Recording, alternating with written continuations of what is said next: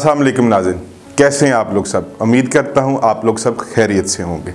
आज का topic slip disc और डिस्क प्रलैप्स होने के चांसेस मॉर्निंग में क्यों बढ़ जाते हैं और हम इससे किस तरह बच सकते हैं, और कायरोप्रैक्टर तर्ज इलाज से without medicine and without surgery जो स्लिप डिस्क के पेशेंट हैं वो कैसे सेहतयाब हो सकते हैं। आप लोगों ने अक्सर सुना होगा और कुछ ने तो एक्सपीरियंस भी किया होगा, 70 to 80% स्लिप डिस्क और डिस्क प्रलैप्स होने के चांसेस सुबह के टाइम बढ़ जाते हैं। आप लोगों किसी दोस्त या रिश्तेदार को अगर ये प्रॉब्लम हुई हो तो आप उससे पूछें कि स्लिप डिस्क आपको कैसे हुई, तो वो आपको बताएगा कि सुबह के टाइम जस्ट वो सिर्फ आगे की तरफ झुका ही था और एक सडन जर्क और he heard a clicking sound और वो वहाँ पे ही रुक गया।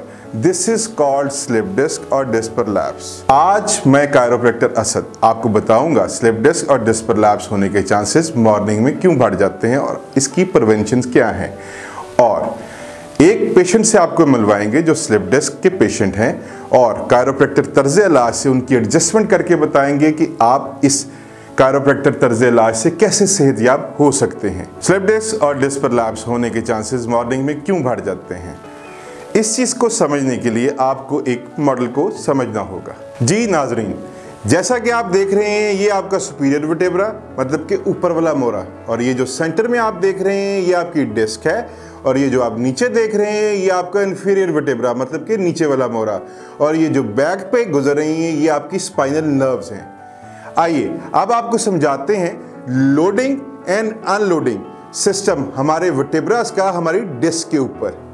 जब रात में हम सोते हैं तो हमारी जो बॉडी है वो हॉरिजॉन्टल पोजीशन में होती है, और हॉरिजॉन्टल पोजीशन में एक अनलोडिंग डिस्क पोजीशन होती है। आप लोग सब जानते होंगे हमारी डिस्क जो है वो एक फ्लूइड है, तो रात में जिस वक्त हम सोते हैं तो हमारी जो डिस्क है वो अनलोडिंग पोजीशन में होती है, और अनलोडिंग पोजीशन में होने की वजह से हमारी जो डिस्क है उसके अंदर वाटर अब्जॉर्ब होता है, और वाटर अब्जॉर्ब होने की वजह से हमारी डिस्क में हाइट गेन होती है। तो रात में हमारी तमाम डिस्कें जो हैं वो स्लाइडली 1 to 2 सेंटीमीटर अपनी हाइट इंक्रीज करती हैं। जी, वाटर अब्जॉर्प्शन और इंक्रीज इन डिस्क हाइट की वजह से हमारी जो डिस्क है वो ज़्यादा हरकत में आ जाती है। मसलन जिस वक्त हम आगे की तरफ झुकते हैं बकेट उठाने के लिए या शूज़ पहनने के लिए, तो जो ज़्यादा हरकत में आई हुई डिस्क है उसके चांसेस बढ़ जाते हैं प्रलैप्स होने के। आइए अब आपको बताते हैं कि जिस वक्त हम दिन में स्ट्रेट खड़े होते हैं और वर्टिकल स्पाइन पोजीशन होती है उस वक्त आपके वर्टेब्रास का लोड आना शुरू हो जाता है आपकी डिस्क के ऊपर, और आपकी जो डिस्क है वो स्क्वीज होना शुरू हो जाती है और अपना वेट लूज करती है, जो कि एक लोडिंग डिस्क पोजीशन होती है। ऑस्मोसिस प्रोसेस में electrolytes like potassium sodium absorb करती है हमारी डिस्क, और वाटर जो है वो बाहर निकाल देती है इन लोडिंग डिस्क पोजीशन, और unloading disc position water absorb करती है हमारी डिस्क और इलेक्ट्रोलाइट्स स्क्वीज हो जाते हैं। जी नाज़रीन, और ये प्रोसेस कहलाता है ऑस्मोसिस प्रोसेस। ये जो loading and unloading pumping action mechanism जो है ये हमारी डिस्क को न्यूट्रिशन प्रोवाइड करता है और बायोमैकेनिकल फंक्शन में हेल्प आउट करता है। स्लिप डिस्क और डिस्क प्रलैप्स होने के चांसेस मॉर्निंग में क्यों बढ़ जाते हैं, जैसा कि अब आप लोग जानते हैं कि सुबह के टाइम मॉर्निंग में हमारी डिस्क में वाटर अब्जॉर्ब हुआ होता है और उसके चांसेस बढ़ जाते हैं प्रलैप्स होने के। तो जिस वक्त आप मॉर्निंग में कोई उठते साथ ही काम करें तो झुक के कोई वजन मत उठाइए। अगर आपने कोई ऐसा काम करना भी है तो पहले आप स्ट्रेट लोडिंग डिस्क पोजीशन में आइए ताकि आपकी डिस्क स्क्वीज आउट हुई हो और तमाम डायरेक्शंस में बराबर हुई हो, ताकि उसके प्रलैप्स होने के चांसेस कम हो जाए।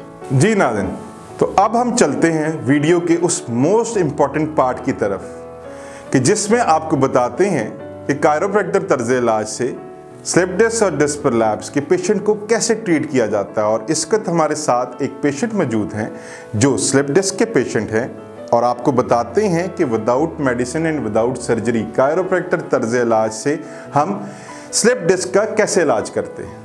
जी नाज़रीन, तो इस वक्त हमारे साथ एक पेशेंट मौजूद हैं कि इनके C6 के लेवल पर डिस्क बल्ज हुई है और लोअर बैक पे L4 L5 के लेवल पे डिस्क बल्ज है।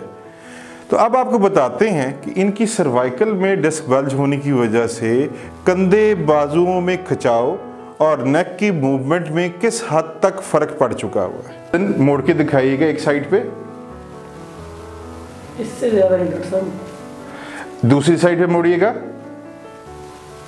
C6 लेवल पे जिसका डिस्क बल्ज होती है तो आप एक गर्दन, कंधे, बाजुओं में दर्द और खिंचाव आना शुरू हो जाती है।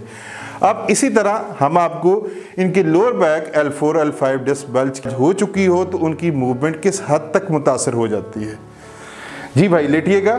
जी नाज़रीन, अब आपको दिखाते हैं कि L4, L5 डिस्क बल्ज होने की वजह से किस हद तक पेशेंट की लेग मूवमेंट मुतासर हो जाती हैं और कितने खिंचाव और कितनी पेन आना स्टार्ट हो जाती है।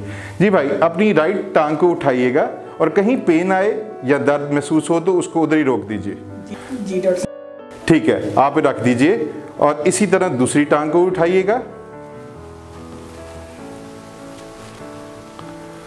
जी डॉक्टर साहब। जी रख दीजिए। जी नाज़रीन, जिस तरह कि आपने देखा कि इनकी राइट और लेफ्ट लेग में 10 to 20% टोटल ब्लड आ रहा है और लेफ्ट टांग में तो बाकायदा कांप रही है इनकी टांग, क्योंकि उसमें ब्लड की सप्लाई मुतासर हो चुकी हुई है डिस्क बल्ज होने की वजह से। जी भाई, गर्दन मोड़िएगा जितनी मोड़ सकती है, बस इधर छोड़ दीजिए और इस तरफ।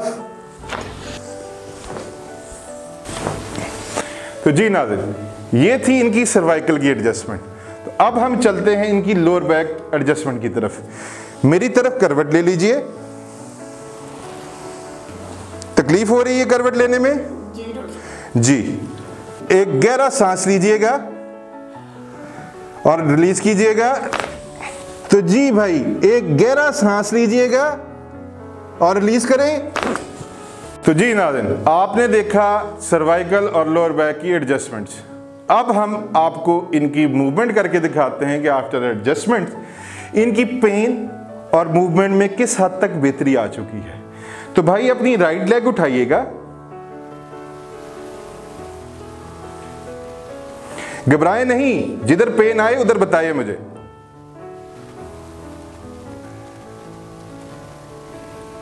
कोई पेन, दर्द? कोई नहीं डॉक्टर साहब। रख दीजिए। अब दूसरी टांग को उठाइए। कोई दर्द, पेन कमर पे, टांग में कोई खिंचाव? नहीं डॉक्टर साहब। रख दीजिए। तो अब हम इनकी सर्वाइकल की मूवमेंट दिखाते हैं आपको कि एडजस्टमेंट के बाद वो किस हद तक बेहतर हुई और पेन में किस हद तक कमी आ चुकी है। अपनी गर्दन को मोड़िएगा। जी डॉक्टर साहब।